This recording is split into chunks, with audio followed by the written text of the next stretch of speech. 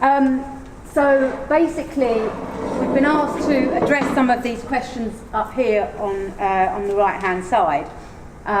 And as I said, I'm just going to sort of speak through some of the research, the context. I haven't analysed all the data. This is a recent project from the last year. So it was funded by the Leverhulme Trust. So forgive me, I don't have all the answers.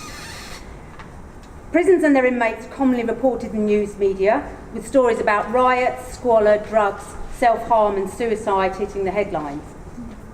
Prisoners' families are left to worry about the implications of such events on their kin, while those less able to understand social cues, norms and rules are left vulnerable to deteriorating mental health at best, to die at worst. As part of the life story interview method in my research with offenders and prisoners' mothers, I asked participants to take photographs between interviews to help us think about and articulate their feelings. When considering the theory and practice of uncovering an emancipatory city, I consider complementary and alternative ways of seeing and looking at social life, so as to uncover and then explain or reproduce. It is an appearance or a set of appearances which has been detached from time and place in which it first made its appearance. Every image embodies a way of seeing. Also, I agree with actually what Jo Aldridge has got to say when she says about eliciting photographs from people with learning difficulties. To quote, "The photographs command viewers' attention, and as the photographs have been taken by the participants themselves, they're also absorbing in a personal sense, in that they provide direct insight into the experiences of those participants who have taken the picture in the first place. Images and representations ought to be taken seriously in researching social life, as the social conditions and effects of visual objects need to be considered. And researchers need to account for their own particular ways of looking and seeing."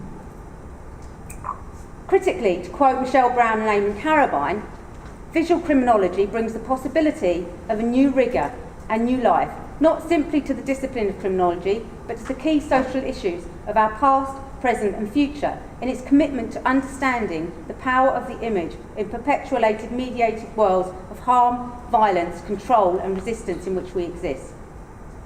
How we interpret photographs, paintings, stories and television shows is always based on our own imaginings, biography, culture and history. Therefore we look at a process, an image, a story, an icon before words escape by seeing and imagining how my participants and I make sense and make meaning of the photographs taken in storing their feelings is both unique and insightful, and we sometimes had different readings. As it was, I want to enable my participants to create and make their own stories via these pictures, rather than having their lives completely interpreted via me. Although I'm not assuming there isn't that going on as well as a sociologist. Therefore, we interact with these images, we interact with these stories, we imagine at the very least. We then make a judgment or an interpretation. I hope to add a layer of the participant to that interpretation. Moreover, I propose that via a care ethics model, if we understand caring relations while carrying out research, we will aid deeper understanding of doing careful research by clarifying different ways of producing knowledge and grasping how the socio-political as well as the practical and emotional spheres merge and facilitate one another. And it was quite helpful actually to have Kelly May speaking about the work, just to give you all a little bit of a taster of some of the work I've been doing, because I haven't actually analysed in this criminal justice research yet, that part of it. So in doing so, we might incite changes that remove oppressive barriers and enable a deeper understanding about hidden lives, so as to enable an emancipatory city. And so just sort of like to come to these questions here, is that idea of, you know, what does it mean in terms of emancipatory city? You know, some of the things that I'm talking about is inclusion and participation, but more importantly, and actually to hear and see the artworks that we've got going on here, is that creativity is really important. And so when it comes to thinking about what are the current threats to achieving that, a lot of it, I would argue, is around reason and our obsession with rationality, bureaucracy, and the fact that this is in every way disables us in terms of being able to produce and reproduce creativity and belonging in the society within which we have. So this whole education is where I think a lot of it is the beginning of the problem in terms of that. So I kind of care passionately about this obsession with reason, academic attainment, and rationality. And in thinking about how do we envisage, so by the very fact of looking at creativity and creative practices and working with people in order to understand their feelings and emotions, which is what I'm trying to do in my research in the photographs, is how I propose and envision futures. Can I have the next slide, please? So these are just examples of the ideas around careless spaces. And to give you an idea, and this is the last bit where I'm going to be speaking to this, and if we get time we'll have a look at a few photos. So hopefully before looking at a couple of photos, theoretically, how do we consider an emancipatory city? A feminist ethics of care critiques established ways of thinking about ethics, compassion, morality, citizenship, security and care. It's within this context that my care ethics model of disability interrogates political and relational implications, yet specifically draws from caring and ethical relations. A care ethics model of disability and the careful spaces that are within it is about trust and webs of relationships. It focuses on both the receiver and the giver of care, in this case the researcher and the researched. As it is, human beings live together regardless of their intellectual capacity, relationality and with reciprocity. It's worth reflecting upon this within the context of caring research. Furthermore, Hannah Arendt says, no human life, not even the life of a hermit is in nature's wilderness, is possible without a world which directly or indirectly testifies to the presence of other human beings. Notably, disabled people who have learning difficulties and or other challenging behaviours are at the bottom of the human hierarchy and are often considered to have little worth. This is especially true because it is assumed that many are unable to contribute to society economically and politically due to their intellectual impairment and or experiencing social, emotional and mental health problems.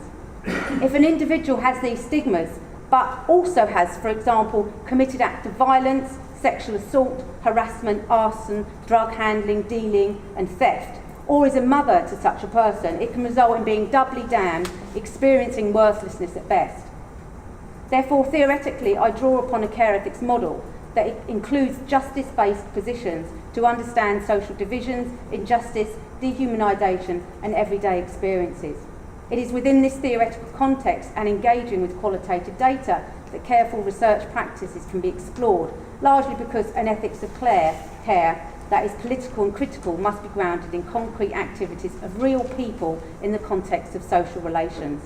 And moreover, home, school and prison life is influenced by the macro and micro politics of bureaucratic systems which are increasingly restrictive and bounded and do not promote caring relations.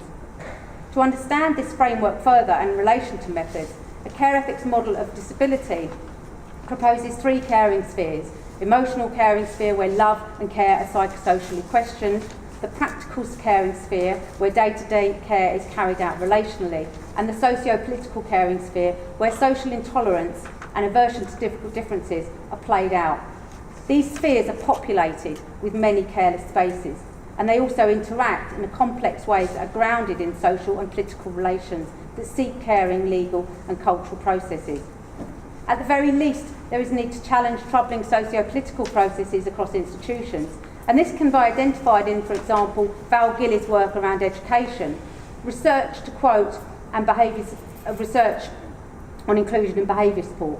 She founded that disadvantaged children and young people, to quote, are removed to the periphery of the school ostensibly to undergo rehabilitative interventions to address fundamental personal deficits. The effect is to surreptitiously remove entitlement to mainstream education while reapportioning blame for attainment gaps away from schools onto parents and young people themselves. Troublesome difference and learning difficulties are identified, diagnosed and isolated from important business of the curriculum learning. Meanwhile, the risk lens applied to those contained within these units extends to the review of criminal justice services, compounding risky trajectories.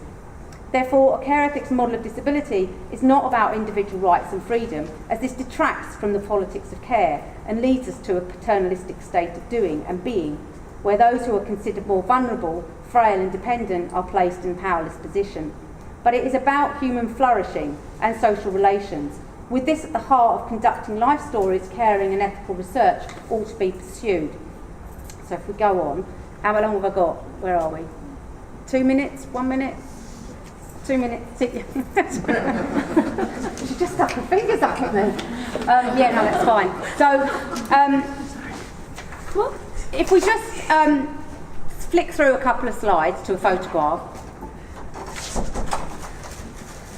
So just to basically think about this, right? So I interviewed Elaine and Harry, pseudonyms, mother and son. Son was 22, been diagnosed with Asperger's, ADHD, borderline personality, and ended up in the criminal justice system. Just to give you an idea about how the photo elicitation works, so I had already carried out a life story interview, and so I'd already spent quite a number of hours with her, because it's not only, as we all know, who's done these things, the time spent with the interviews, also, you know, how do you manage those spaces and places as well, so not just a couple of hours. Anyway, we got to this photograph that she'd taken when we went out for the second one, and I assumed something, which is why I think if we ask people to take photographs and then go away with that research, we cannot assume that we know what they're thinking, and so this is why I call them feelings photographs, because I said to her when we carried out our second interview, I said, blimey, I said, this one looks bleak. You know, it's this snowscape, you've got these sort of woodland in the background, and it was very bare. And she looked at me and said, bleak?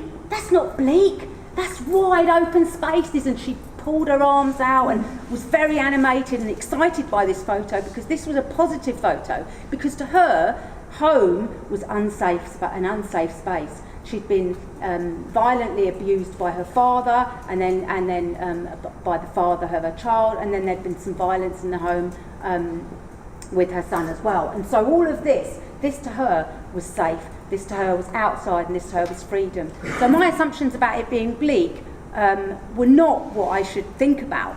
I should think about, well, actually, what were the feelings that brought about by this photo, and then how we ended up continuing with the narrative of her life story based on various different photographs. And so just to finish up on what she said about that, so the next slide basically said, it's not bright, but it's light. And she said, yes, it's bleak, but it's wide open space, you can breathe on that one. This is like you want to, and she took a deep intake of breath. It's free, it's loads of space and airy. And she was using her hands. I know it's not bright, but it's light. It's not quite the blue skies, but it's there. It's space and being able to breathe. And there's like, you've got some foundation. The important bit at the bottom, foundation. Oh, that's variable. Sometimes, I said the important bit at the bottom is important, a firm base, I suppose. A foundation, I say. Oh, that's variable. Sometimes I think, fuck it all. And then I say to him, Harry, we've been through worse. And then other days it's like, oh, fuck, what are we going to do kind of thing. Elaine's interpretation of her own photograph, her own image making and imagining was emphatic and really gave me something around whatever. That fly, yeah, that's onto the next photograph, which we're not going to have time for, because there were so many photographs to be able to talk about, and it just gives you an idea of how, when talking, and I did this with ex-offenders and offenders, and with mothers in the life story researches. Not everyone participated in photographs, but for those that wanted to, did, and it really gave an additional layer to their feelings, because particularly for some of those who were less verbally able, although everyone was able to communicate with me verbally. It meant that sometimes showing me a photo of the one like, so if you go down a couple, if you move on it a bit more, forget all the transition madness. So, you know, just things like this where they talked about their life being shattered and they'd taken a photograph of shattered glass. And the next one, I think, is this guy talked about his life going down a drain, and he'd taken a photograph of a drain. But I'll stop there because it just gives you a flavour really of thinking about how I would consider moving things forward in terms of creativity and emancipatory city, and how we also need to think about what safe spaces are. They're bandied about, it's rhetoric. This idea of safe spaces. So, that's another consideration to think about. Thank you.